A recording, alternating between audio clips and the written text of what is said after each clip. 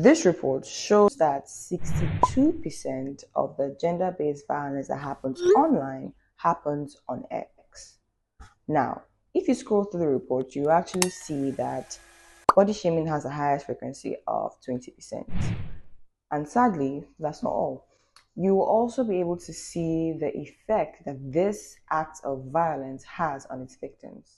I became more scared. I became more afraid. So even the things that I usually campaign about, I couldn't. I stopped. I left social media for 3 years. I signed out of social media for 3 years.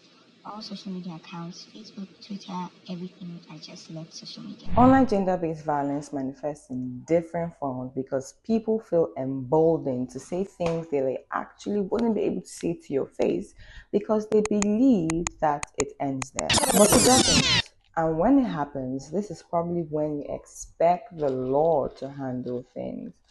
And well, we have the VAPP Act, which prohibits all forms of violence against persons in private and public life, the Convention on the Elimination of All Forms of Discrimination Against Women, which expands the definition of discrimination to include gender-based violence, the African Charter on Human and People's Rights, which promotes women's safety and development in Africa, addressing issues like violence against women.